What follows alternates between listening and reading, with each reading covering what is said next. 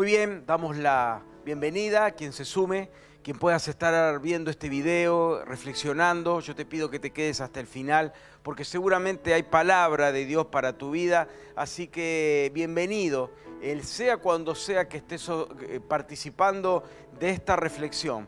Que Dios te dé la palabra justa y oportuna para lo que estás necesitando en este tiempo. Señor, queremos pedir ahora que guíes esta reflexión, lo que vamos a estar compartiendo y diciendo. Señor, tu palabra hable a las necesidades de nuestro corazón.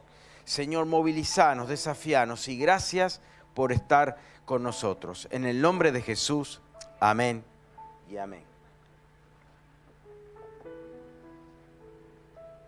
La medicina define síndrome, que es el nombre de la reflexión de hoy, como un conjunto de signos y de síntomas, donde un signo es lo objetivo que alguien puede percibir, lo que está a la vista, por ejemplo, lo que el médico puede observar, por ejemplo, la piel amarilla o demacrado, algo que puede percibir y observar, y donde el síntoma es lo subjetivo, lo que la persona, por ejemplo el paciente, siente. Entonces es un conjunto de rasgos que definen una determinada entidad.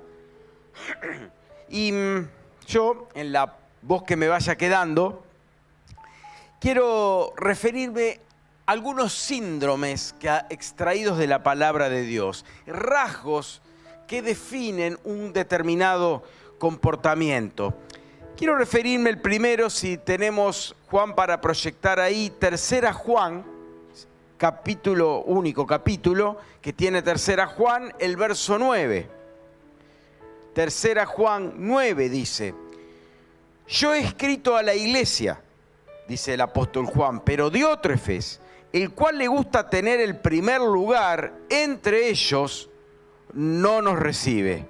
Al cual le gusta tener el primer lugar entre ellos, no nos recibe. Y este es el primer síndrome, el síndrome de Diótrefes. Amar el primer lugar. Amar el podio de uno, donde yo me destaco y soy mejor y superior a los demás. Amar el primer lugar.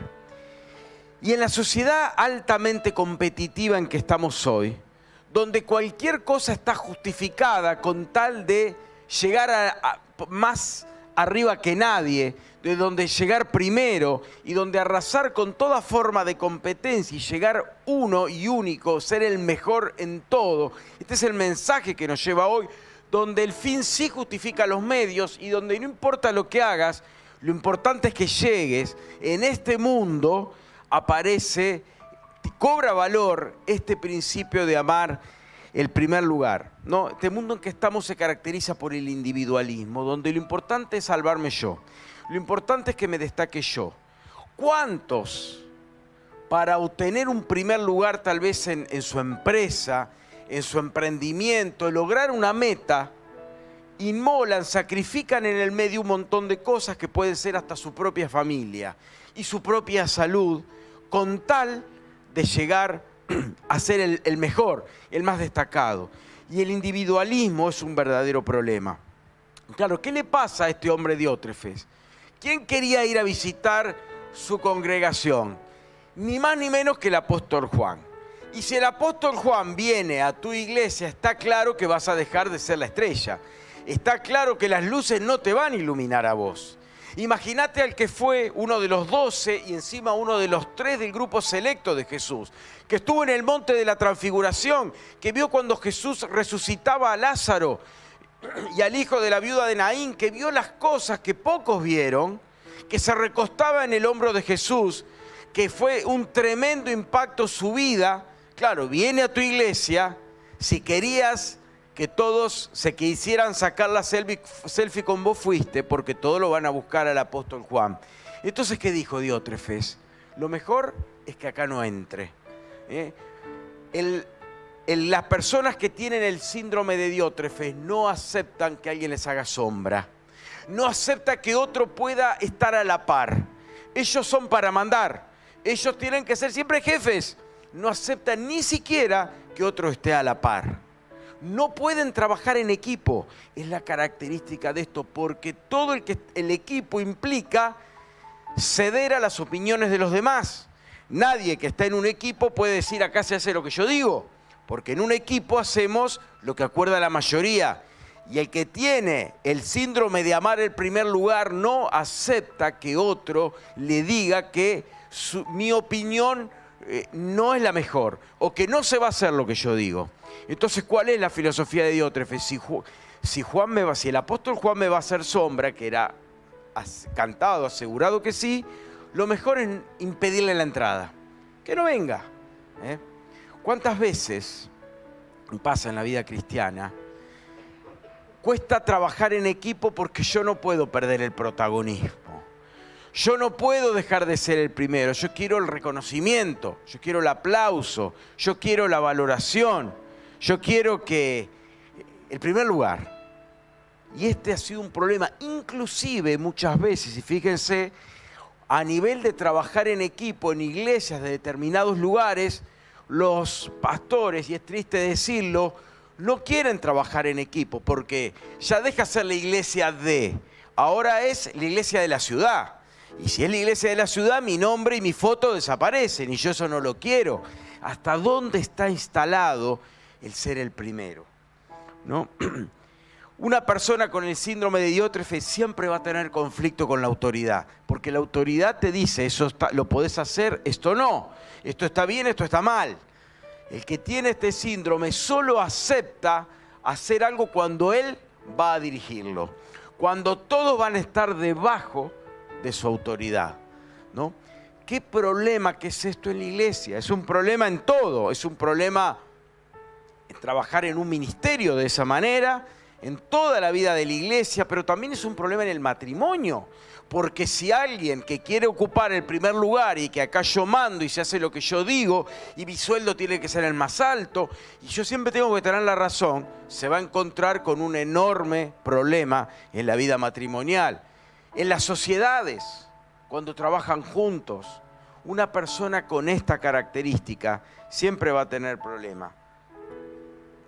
En Romanos 12:16, el apóstol Pablo, hablando justamente en un contexto de cuerpo, después se le iba a hablar de los dones, en un contexto de cuerpo, él dice esto: vivan en armonía los unos con los otros. No sean arrogantes, sino háganse solidarios con los humildes. No se crean los únicos que saben. ¡Wow! No se crean los únicos que saben. Mira, a mí no me vas a enseñar, a mí vos no me vas a decir lo que hay que hacer. Yo recorrí mucho más camino que vos, a mí vos no me vas a venir a corregir. Acá se hace lo que yo digo, acá se hace acá mando yo. Esas expresiones que lastiman los oídos, ¿cuántas veces las escuchamos? Pero acá nos habla de vivan en armonía los unos con los otros. Armonía justamente es cuando no hay disonancias, cuando no hay ruidos raros. Cuando un grupo canta armónicamente, todas las voces se integran en una unidad. Acá dice esto: estén en una unidad, no sean arrogantes, soberbios, orgullosos, sino háganse solidarios con los humildes. No se crean los únicos que saben. Cómo el orgullo y la soberbia y el protagonismo a veces ha dividido iglesias. Porque hay iglesias que se han dividido para seguir haciendo lo mismo que hacían. Pero ya no está ese que me molestaba, ya no está ese apóstol Juan que me viene a hacer sombra. Entonces lo corremos del escenario. Una frase de Martin Luther King dice: tu verdad aumentará en la medida que sepas escuchar la verdad de los otros. Tu verdad aumentará en la medida que sepas escuchar la verdad de los otros. ¿Cómo nos cuesta a veces escuchar a otros? ¿Cómo nos cuesta escuchar una ponencia diferente? ¿Cómo nos cuesta escuchar cuando el otro no me está dando la razón y hasta dice lo opuesto a lo que yo estoy diciendo, ¿no? Pero esto es lo que nos marca la palabra: poder vivir en armonía los unos con otros. Si querés que tu verdad aumente, y que sea escuchada y tenga impacto, empezá por escuchar la verdad de los demás. Seguimos avanzando, dejamos el síndrome de Diótrefes que nos hablaba de amar el primer lugar y pasamos a otro más. Vamos a leer 2 lecturas en el libro de los Jueces. Un periodo que estaba regido por caudillos que se levantaban para guiar al pueblo de Israel en medio de los ataques enemigos. Jueces 13:5 dice: porque concebirás y darás a luz un hijo, no pasarás la navaja sobre su cabeza, porque el niño va a ser nazareo, no nazareno de Nazaret, sino nazareo, era un voto consagrado a Dios desde antes de nacer. Él comenzará a librar a Israel del poder de los filisteos. Consagrado a Dios. La consagración era apartar a alguien para un fin determinado. Dios consagraba. El nazareo, que era un voto de consagración a Dios, podía ser nazareo desde el vientre de su madre, consagrado desde antes de su nacimiento, como es este caso, o en algún momento de su vida hacer un voto a Dios, que ya tenía un voto que tenía principio y fin, se cumplía un tiempo y él podía rescindirlos, pero el nazareo de nacimiento lo era toda su vida porque había sido consagrado por sus padres. Y este era el caso de quienes estamos refiriendo, que nos dice quién es en Jueces 16:1. Un día Sansón tenía un don, una capacidad especial que era su fuerza. En ese momento, y como por muchos años, y aún en épocas de David, el pueblo de Israel tenía como gran enemigo a los filisteos. Los filisteos cuyos descendientes hoy están en la Franja de Gaza y siguen peleándose con los israelitas. Esta es una batalla antiquísima que tiene tanto tiempo, ¿sí? Y este conflicto, en medio Dios levanta un juez que era Sansón, consagrado a Dios. Y él tenía esta característica, una tremenda fuerza que Dios le había dado para ser usado en el contexto de su llamado, de su consagración a Dios. Pero ¿qué pasa? Un día Sansón fue a Gaza, una de las ciudades famosas de Filistea, donde vio a una prostituta. Entonces entró para pasar la noche con ella. Sansón tenía un problema relacional con las mujeres. Ya había tenido otra, después tendría otra, un problema de vinculación enorme.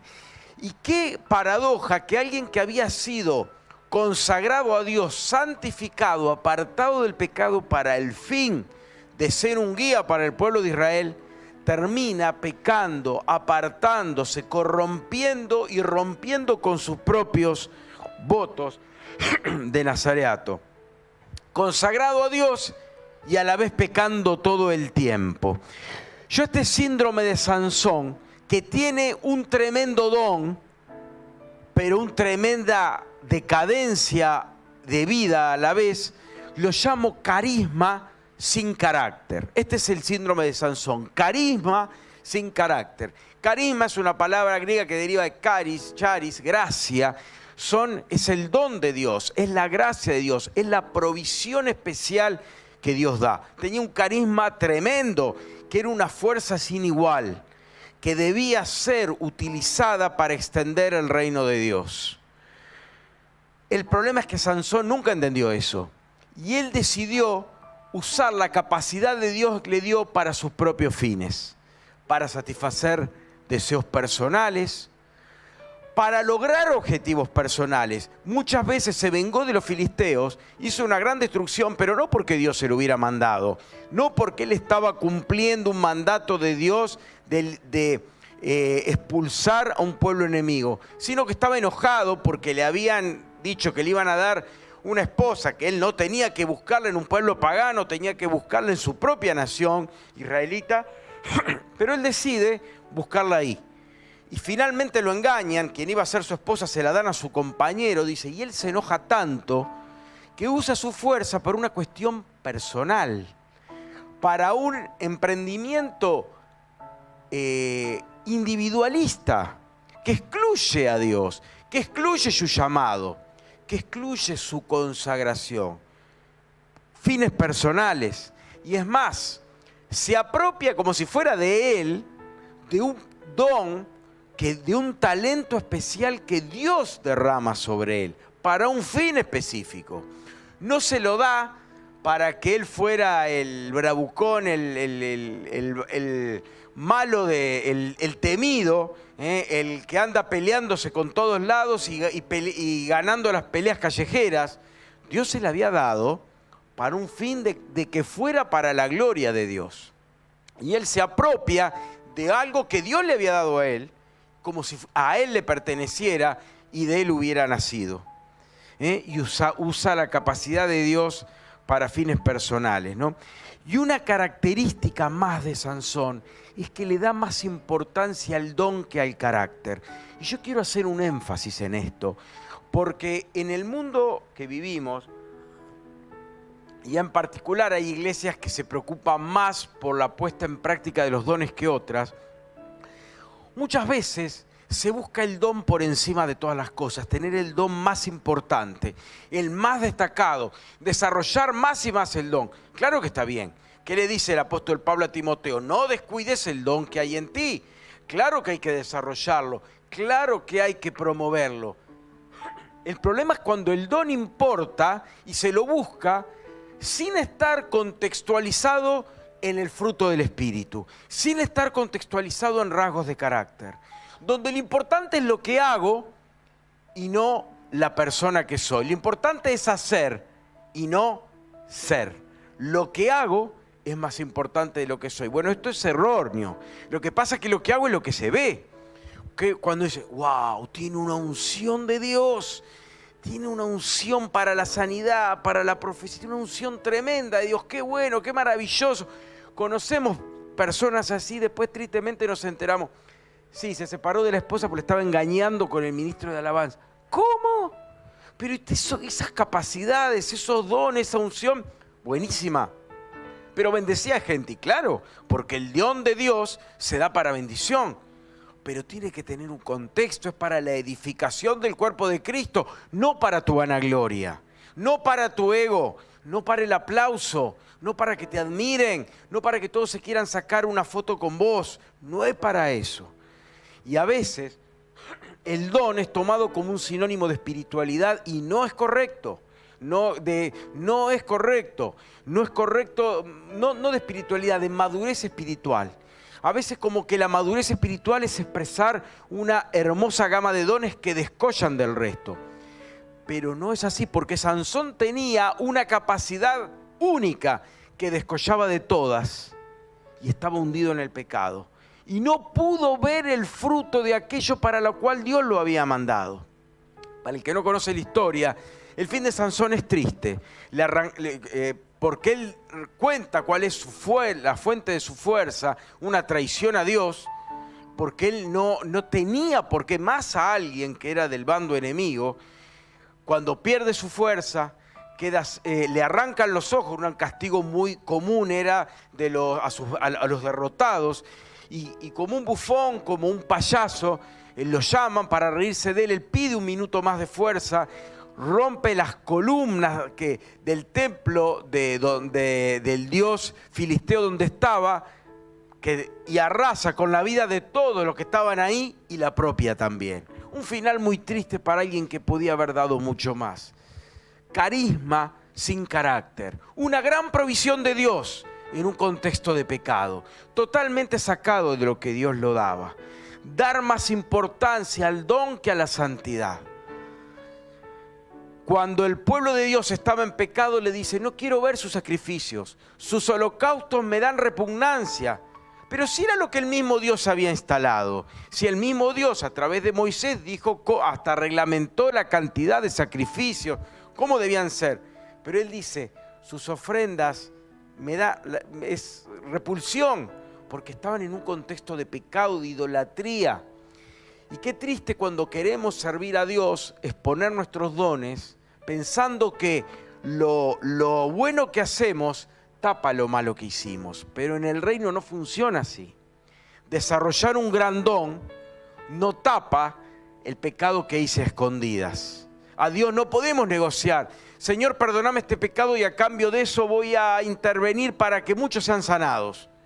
Pero Dios te va a decir, perfecto, intervení para que sean sanados, pero primero arregla tu propia enfermedad espiritual, que es el pecado. El Señor nos llama a ser muy cuidadosos con esto. En 2 Corintios 4:2 hay un versículo que para mí es muy elocuente, que dice el apóstol Pablo: renunciamos a lo oculto y vergonzoso que se hace a escondidas. Pablo entendía, aunque él tenía múltiples dones, y él dice, yo sé que hablo más lenguas que todos ustedes, dice que Pablo era tremenda la sanidad de enfermos a través de Pablo, pero él que decía, renunciamos a lo oculto y vergonzoso. En otra parte, él dice, no sea que yo mismo sea eliminado, habiendo sido un vocero para otros, heraldo para otros, no sea que yo mismo quede descalificado. Porque él sabía que los dones que tenía no podían ocultar su pecado, sino que debía ejercerlos en la santidad de Dios. Sansón nunca lo entendió. Él pensó que como tenía fuerza, Señor, yo voy a hacer lo que me pedís, pero voy a vivir la vida a mi manera. Y no se puede obedecer a Dios ejerciendo un don y desobedecerlo pecando a la vez. Dios quiere que todo lo que hagamos a Él tenga un contexto, un marco de santidad. Si ese marco no está, el don hasta puede ser negativo, puede ser dañino cuando lo pongo en práctica, porque es más el daño que hace que la bendición que trae. El síndrome de Sansón nos habla de carisma, de capacidad espiritual sin un carácter, sin santidad. Avanzamos un poquito más. Juan 20:25, pasaje ya más conocido para nosotros. Así que los otros discípulos le dijeron, hemos visto al Señor. Mientras no vea yo la marca de los clavos en sus manos y meta mi dedo en las marcas y mi mano en su costado, no lo creeré, repuso Tomás.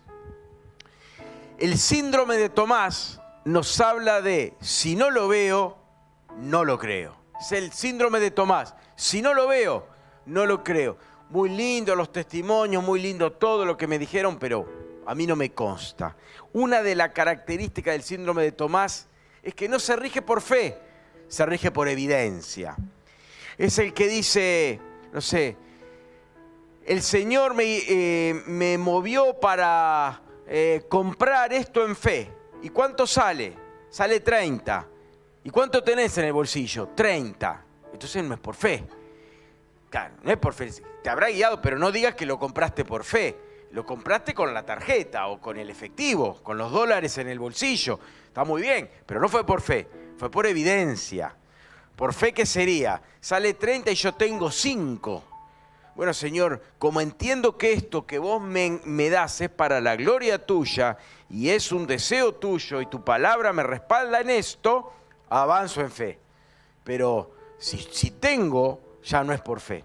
Entonces, el síndrome de Tomás se caracteriza, avanzo si tengo todos los números. Si me falta un número, ya no. Solamente voy a dar el paso si tengo toda la evidencia de que me va a ir bien. Y es el rasgo también común en nuestros días del escepticismo. El escéptico es el que no cree en nada. Nada, yo no creo en eso. Yo no creo en esas cosas. No, eso es todo invento humano. No, eso es para... Minimiza todo. Solo vale lo que él puede corroborar, lo que puede demostrar a través de la razón. Yo recuerdo haber hablado hace muchos años con un residente de hematología en el hospital de clínica cuando hacía mi residencia y fue una charla que duró como 2 horas donde todo lo que no se saliera del ámbito racional él lo subestimaba. Nah, yo en esas cosas no creo. Esas son cosas para gente inculta. Me decía, ¿cómo vas a creer en eso, no? Minimizar todo. Dudar de todo lo que no es comprobable. Si yo no tengo una manera concreta, tipo ecuación, de demostrar algo, ese algo no existe, es falso, es mentira. Interpone la razón antes que la fe, ¿no? Y es Y está bien, por supuesto que somos seres racionales, debemos razonar y pensar. Cuando agarramos la Biblia, la leemos, la meditamos, razonamos, claro que sí. Dios nos ha dado una mente para que elaboremos y trabajemos. Pero la mente, la razón tiene un límite. A partir de ahí, avanzamos por fe o no avanzamos. Hay un pasaje sumamente conocido para quien lee la Biblia habitualmente en Hebreos 11:6. Dice ahí el escritor de Hebreos, dice, en realidad, sin fe es imposible agradar a Dios, ya que cualquiera que se acerca a Dios tiene que creer que Él existe y que recompensa a quienes lo buscan. ¿Saben por qué hay tanta idolatría? Yo puedo agarrar esto, ¿no? El folio de acá, lo vamos a poner en la cámara para que se vea. Yo puedo agarrar esto y decir, esto a partir de hoy es mi Dios. Entonces yo lo toco y digo, acá está. Acá siento una manijita, siento la otra manijita. Este es mi Dios alfolí. Yo le voy a orar a Él y Él va a proveer todo lo que yo necesito. Yo lo puedo creer porque lo puedo tocar. Lo veo, lo toco, lo siento que está ahí.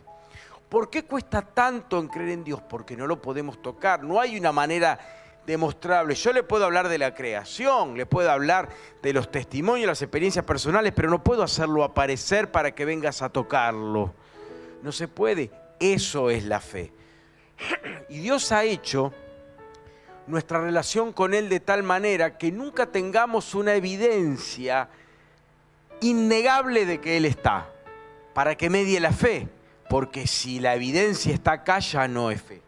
Entonces Él ha dejado esto para que esta manera de ser donde medie la fe. Robándole otra frase a nuestro ya invocado Martin Luther, dice, fe es dar el primer paso incluso cuando no ves toda la escalera. Fe es dar el primer paso incluso cuando no ves toda la escalera. Es cuando me queda la duda de que viene. Y si no es así, y si yo avanzo, siempre ponemos el ejemplo de los levitas que llevaban el arca y se tenían que meter en el Jordán. Y si meto que estaba desbordado, era como en Paraná cuando ha crecido y arrasa con todo y vemos que baja con camalotes, que baja con tronco, que baja con todo, no perdona en las crecientes.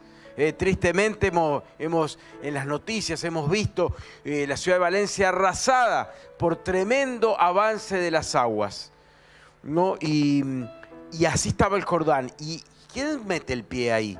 Y si no pasa nada, y si nos empezamos a meter y vamos hundiendo, ¿no? Y el río no se abre, y no se abre, y no se abre, siempre está la duda humana. Por eso tiene que mediar la fe.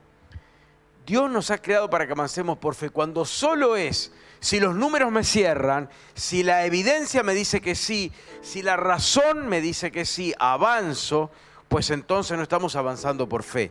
Y si es muy poco, por no decir nada, lo que podemos conseguir cuando avanzamos en nuestras propias convicciones, corriendo la fe a un lado. Porque Dios ha diseñado la vida cristiana para que sea por fe y no por obras, como el apóstol Pablo también escribe. El síndrome de Tomás es: si no lo veo, no lo creo. ¿Cuántas personas ven el poder de Dios pero lo ignoran? No, seguro que hay una explicación para eso. ¿Vieron que hay quien le da la explicación a cuando se abrió el Mar Muerto? Y siempre va a haber alguien que va a decir: es explicable. Siempre hay quien es explicable, porque eso hace que neguemos el poder de Dios. Y Dios ha hecho nuestra salvación a través de la fe.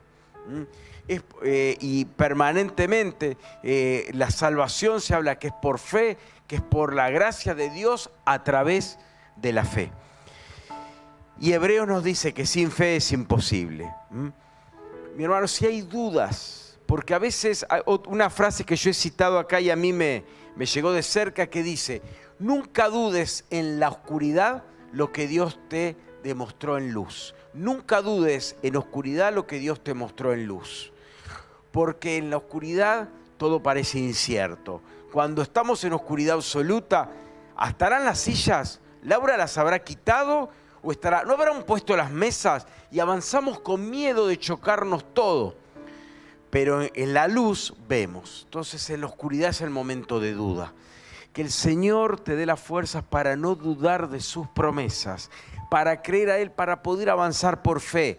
Porque en nuestra vida hay un montón de interrogantes y en un mundo tan racional nos cuesta avanzar en fe. Pero Dios ha puesto la fe. El síndrome de Tomás, si no lo veo, no lo creo, está muy instalado en nuestra sociedad. Ver para creer. Si quieren que yo crea, muéstrenme. Si no me muestran, no voy a creer por más que me insistan. Esta manera de pensar está muy instalado aún en nuestro pensamiento cristiano. Por ahí conocemos montones de versículos de memoria que hablan de fe. Por ahí hasta hemos hecho reflexiones sobre la fe. Pero cuando nuestra fe es probada, es ahí donde nos tiembla el piso. Y es necesario ir a esto, entender que fe es dar el primer paso aún cuando no vemos la escalera completa. Y el último de los síndromes lo vamos a leer en Génesis. Capítulo 25, verso 29. Dice, un día, Génesis 25, 29, historia también que muchos hemos aprendido en la escuela dominical, cuando Jacob estaba preparando un guiso, qué mal hablar de guiso a esta hora, estamos todos medio ahí como Esaú, ¿no? Un día cuando Jacob estaba preparando un guiso, imagínense el olorcito que salía ahí, Esaú llegó agotado del campo, muy hambriento y ese olorcito que te desmayaba, y le dijo, dame de comer de ese guiso rojo. Se ve que tenía bastante puré de tomate porque estoy muy cansado. 31. Véndeme primero tus derechos de hijo mayor, le respondió Jacob, que no era nada quedado a la hora de negociar. Me estoy muriendo de hambre, contestó Esaú. Así que, y resalta esta parte, ¿de qué me sirven los derechos de primogénito? Si me estoy muriendo de hambre. Un poquito exagerado el hombre, ¿cuánto habría estado cazando un día, dos sin comer? Bueno, no te ibas a morir por un día o dos sin comer. Para él era ya sus últimos segundos de vida. Entonces dice, ¿de qué me sirven los derechos de primogénito? Le dice, véndeme entonces los derechos bajo juramento. Aprovechó Jacob que no dejó pasar la oportunidad. Ahí estaba, mano a mano. Insistió Jacob. Esaú se lo juró, te lo voy a dar. Y fue así como le vendió a Jacob sus derechos de primogénito. Quiero hacer una aclaración acá. Suena cosa menor, pero el primogénito tenía una serie de privilegios que ninguno de los demás hermanos tenía. No solo de parte humana, en una mayor herencia, sino que era desde el punto de vista espiritual. Había una bendición especial de Dios sobre el primogénito. Entonces era algo muy serio que hoy puede parecernos irrelevante, pero era algo muy serio, de mucho peso y muy codiciado en ese momento, de mucho valor inclusive ante los ojos de Dios. Y entonces dice, véndeme, dice, ok, y le vendió sus derechos. El 34 dice, Jacob por su parte le dio a Esaú pan y guiso de lentejas. Luego de comer y beber, Esaú se levantó y se fue. Como que panza llena, corazón contento, ¿no? De esta manera menospreció sus derechos de hijo mayor, menospreció su primogenitura. ¿De qué me sirven los derechos de primogénito? Yo sé que es importante, yo sé que es una bendición especial de mi padre, yo sé que es algo especial de Dios sobre mi vida, pero yo tengo hambre. Yo sé que es algo que muchos se pelean por tener. Pero yo tengo hambre, y tengo hambre ahora, no tengo hambre dentro de una hora, no tengo hambre mañana, no tengo hambre dentro de 10 años, tengo hambre ahora y quiero comer ahora. Pero ¿y la primogenitura? Si me estoy muriendo de hambre, lo importante, quiero saciar mi necesidad ahora. El síndrome de Esaú nos habla de esto. Lo quiero ahora, lo quiero y lo quiero ahora. Esaú nos habla de cambiar lo trascendente por el aquí y ahora. Tengo algo valioso, pero yo tengo una urgencia, tengo una necesidad. Tal vez sea un proyecto de familia que podría venir por delante, pero yo tengo una necesidad ahora. ¿Cuándo puedo concretar ese proyecto? Tal vez falle un recorrido muy largo. Sí me puedo dar el gusto ahora. ¿Cuántos que inician este camino ven luego esfumarse irreversiblemente ese proyecto con el que habían soñado? ¿Y cuántas hay así? Yo quiero saciar la necesidad ahora, pero ¿por qué no esperás? Ya va a llegar el momento, esperá que Dios te guíe. No, yo quiero saciar mi necesidad ahora. Búsqueda del medida del placer. Fijémonos que tendría hambre, pero no venía de 40 días sin comer. No estaba como Jesús en el desierto. Venía de un mal día, él era cazador, lo dice antes, y había sido un mal día, no había cazado nada. Y Jacob con ese guisito está bien, había una necesidad, pero no era una necesidad imperativa. Pero él echa por tierra algo, lo más valioso que tenía, para darse el gusto. La búsqueda desmedida del placer. Eso es el hedonismo. Buscar el placer a como venga, como dé lugar, como sea. No importa el costo, no importa lo que tenga que dejar en el camino. No me importa con tal de poder darme el gusto ahora. Y en este mundo que nos incita al placer, a darte los gustos, a disfrutar el momento, a aprovechar ahora. ¿A qué importa que caiga quien caiga? Vos te vas a dar el gusto ahora. Ahí lo tenés, mirá, andá a buscarlo. Está ahí, lo tenés ahí nomás. ¿Cómo lo vas a dejar pasar? Tentaciones que vienen todo el tiempo. A veces a través de una adicción que arrasa con todo. Yo he contado muchas veces cuando hemos ido a la ONG Restaurando Vidas, como hemos hecho este año, inclusive colaborar en llevarles comida, pero no solo la comida, acompañarlos, orar por ellos, darles una palabra. Son personas que han sido levantadas de la condición de calle, el 99,9 con adicciones. Y yo escuchaba a varios ver cómo vieron ellos por la adicción esfumarse. Todo su proyecto matrimonial, su proyecto familiar, su proyecto laboral, sus sueños quedaron en la zanja donde lo encontraron tirado y lo levantaron. Porque había una necesidad, yo la quiero saciar ahora. No importa el medio, no importa el costo. Ese es el síndrome de Saúl, no importa el costo, lo quiero ahora, no me importa lo que venga después. Lo importante es que yo esté bien ahora.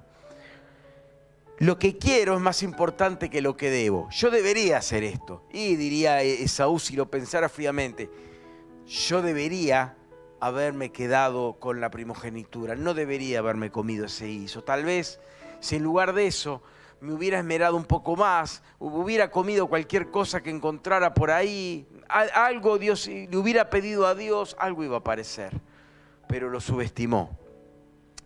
Y muchas veces el que estás con este síndrome del lo quiero ahora es una insatisfacción crónica, porque no podemos darnos todos los gustos. Vas en una sociedad que permanente me dice, mira, te comento algo, a partir de hoy tenés esta necesidad, a partir de ahora tenés que querer esto. ¿Lo tenés? Bueno, ahora es esto lo que necesitas. Ya lo tengo, bueno, entonces ahora es esto. Y es una escalada de nunca terminar, porque siempre hay algo que no tengo y siempre hay algo que me dicen que debo querer. Y lo quiero. Entonces es una insatisfacción crónica. Jamás estás satisfecho. El síndrome de Saúl lo quiero ahora. Y quiero todo lo que no tengo, pero lo quiero ya. Y no me importa cuánto tenga que quedar en el camino. Dice en Proverbios 13:12, la esperanza que se demora es tormento del corazón, pero árbol de vida es el deseo cumplido. Es Reina Valera, Juan, La esperanza que se demora es tormento del corazón, pero árbol de vida es el deseo cumplido. Siempre que esperamos algo es como un tormento. Tengo ese sueño, pues está tan lejos, y es como un sufrir, y es como un querer. ¿Vieron cuando uno está inmóvil por algo y se quiere, por ejemplo, por el cinturón de seguridad y se te cayó el celular y te estirás y no llegás? Siempre te falta un poquito. Y cuando estás llegando, se corrió del borde y se fue más adentro. Y más te tenés que estirar. Y a veces en la esperanza son así. Cuando la acariciamos con la punta de los dedos, se corren un poquito más. Dice, pero árbol de vida es el deseo cumplido. Un árbol no es un yuyo. Un árbol no lo corres así nomás. Si supiste esperar lo necesario, vas a poder tener un árbol del que aferrarte. Árbol de vida es el deseo cumplido. Querido hermano, no cambies lo trascendente por lo pasajero. Lo eterno por lo que es efímero. Lo que es por toda la eternidad por lo que es para un ratito. ¿Cuántos se pierden lo mejor? Es como que conformarte con las migas de la torta en lugar de comerte la torta que Dios preparó para vos. No importa, yo con las migajas me conformo. Y apenas si le sentiste gusto. ¿Y qué tal era la torta? Y no sé, me comí las migas, ¿no? Y a veces Dios tiene delante nuestro un plato de manjares, una mesa de manjares, pero nos conformamos con las migas.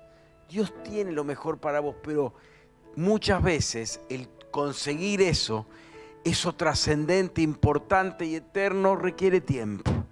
Requiere tiempo. Qué diferente que hubiera sido tal vez la vida de Saúl si hubiera sabido esperar. Qué distinto hubiera sido la vida de David si cuando estaba en esa terraza viendo a Betsabé que se bañaba hubiera dicho no, no es el momento. Tengo una necesidad, pero no es la manera, no es el modo ni es el momento. Nunca se apartó de su vida, de su casa, de su familia la espada. Tuvo guerra, su reino desde el día ese hasta el fin de sus tiempos. Cuando ya era viejito, otro de sus hijos se rebela y tiene que ponerlo a Salomón para no perder el reino. ¿Cuántas decisiones? Dios en su gracia nos permite, pero es muy distinto llegar a lo que anhelás por la vía principal que por el camino alternativo. A veces elegimos la colectora. Vieron que la colectora no se paga peaje, a veces no hay cámaras, tiene sus ventajas. Pero tenés todas las lomas de burro, todos los pozos, todas las rotondas, todo lo que no querés tener está ahí. Sí, pero no pago peaje, no me ven las cámaras, pero llegaste más tarde, tuviste un montón de problemas, rompiste parte del auto porque agarraste una loma de burro a 80. Y bueno, pero me di el gusto de ir por donde yo quería, no pagué el peaje, ¿no? Y a veces no queremos pagar el costo de la bendición de Dios. La esperanza que se demora es tormento de corazón, pero árbol de vida es el deseo cumplido. Dios quiere que tomes lo importante, tomes lo trascendente, si esto implica dejar de lado lo pasajero. ¿Cuántas veces hablamos de que lo urgente nos hace olvidar de lo importante? Entonces, cerrando ya, pensemos en la importancia de estos síndromes que hemos considerado. Primeramente el de Diótrefes, él quería ser el primero y se perdió la bendición. Imagínate vos de tener al apóstol Juan en tu iglesia. Imagínate el cartel hoy, el apóstol Juan, testigo ocular de Jesús, viene a la iglesia. ¿Cuánta bendición hubiera habido? Pero se la perdió porque le hacía sombra. El tema de Sansón también, ¿cuánto que se perdió? Qué distinto que hubiera sido y qué distinto que hubiera sido recordado Sansón. Hoy a Sansón es ejemplo de lo que no hay que hacer. Tristemente, si uno abre el libro de Sansón, y ya sé, me va a hablar de lo que no hay que hacer. Qué triste que te recuerden solamente como ejemplo de lo que no hay que hacer, cuando podría haber sido recordado como un verdadero referente para el pueblo de Israel. ¿Pero qué fue? Un carisma sin carácter, un gran don, pero sin santidad. El síndrome de Tomás, si no lo veo no lo creo, yo no creo en nada. A mí lo que yo no puedo tocar o palpar, no lo creo. ¿De cuántos milagros de Dios en tu vida te perdés por hacer un bollo de la fe y descartarla en el cesto y decir, yo me guío por la razón? ¿De cuántas bendiciones y cuánto del mover de Dios te perdés? Nos perdemos cuando solo avanzamos en nuestra propia razón y fuerza y hacemos a un lado la fe y el poder de Dios. Y el síndrome de Saúl lo quiero ahora. ¿Cuántas cosas, cuánta bendición nos perdemos por buscar la colectora de la vida? Por querer agarrar el atajo y no el lugar que Jesús nos dejó. Jesús decía, amplio es el camino que lleva a la perdición y angosto el camino que lleva a la vida. Lo que pasa es que el que lleva la vida después se ensancha el triple, 10, miles de veces más que el que parecía tan ancho al principio. Lo que pasa es que hay que transitar la parte angosta primero y Dios se ocupará después de la bendición. ¿Qué te parece si cerramos los ojos y oramos al Señor?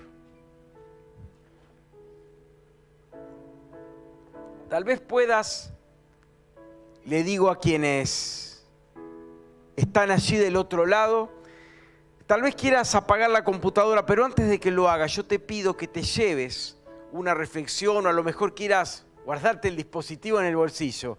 Yo te quiero pedir que te vayas reflexionando sobre estos síndromes que marcan el estar cerca o el estar lejos de Dios. Aprendamos de los que se equivocaron antes para no volver a caer nosotros. Que Dios te bendiga y que esta palabra sea de bendición para vos.